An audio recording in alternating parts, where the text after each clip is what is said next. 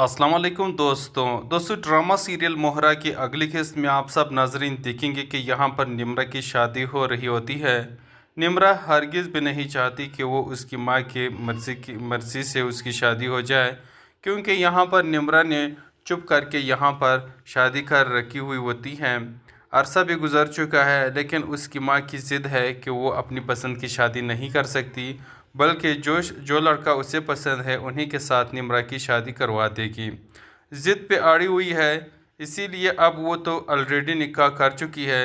अब उसकी माँ ज़िद कर रही है कि उसका निकाह भी दूसरे लड़के से कर दे जो कि उसका पसंद है और उसकी दोस्त का बेटा है।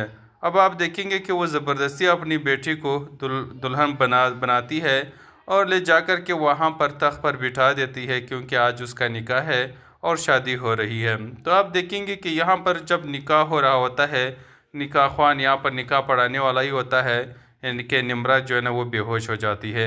यहाँ पर शादी को पोस्टपोन कर दिया जाता है। जब निम्रा को होश आता है और फिर उसे हॉस्पिटल लेकर जाया जाता है तो उसके टेस्ट होते हैं तो पता चलता है कि निम्रा माँ बनने वाली है।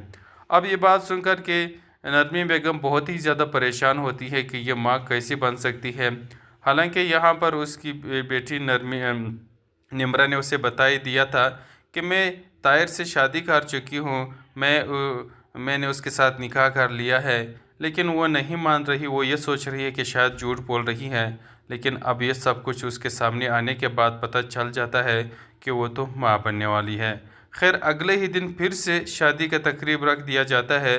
फिर आप देखेंगे कि फिर से निकाह पढ़ाने लगता है कि एक औरत आती है और बताती है कि रुक जाओ मौलवी साहब। फिर आकर के वो रिपोर्ट ला करके सबको दिखा देती है कि निम्रा माँ बनने वाली है। अब ऐसी लड़की के साथ कैसे आप अपने बेटे की शादी करा सकते हैं जो पहले से ही प्रेग्नेंट हो।